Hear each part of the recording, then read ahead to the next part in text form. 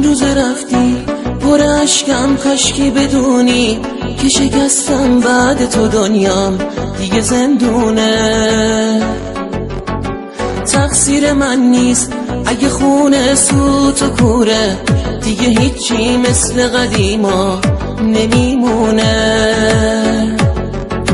سخت گذشتن از خاطره ها و از اون همه روزای خیلی قشنگ. باور من نبودیم که بری منو تنها بذاری و هیچی نگی.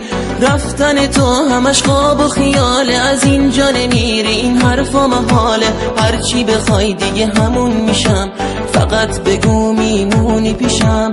چشمای من دیگه اشکی نداره، صدای من بی تو رنگی نداره. این همه باز توی صدای من میگه زندگی بی تو ارزشی نداره.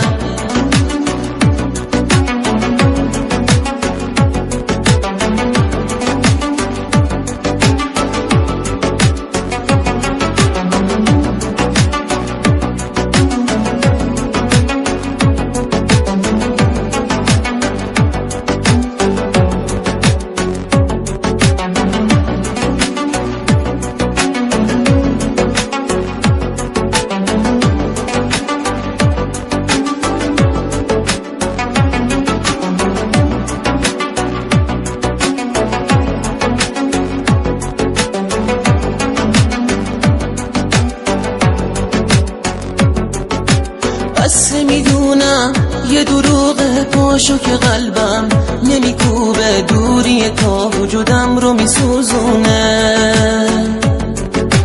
بارون امشب توی این شهر گریه ابراز که میباره واسه آتیش تو قلب من.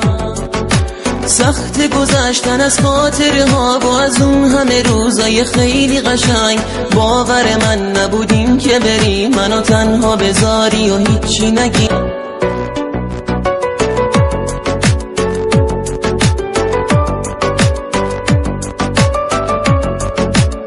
Arrangement by Amin Haddad.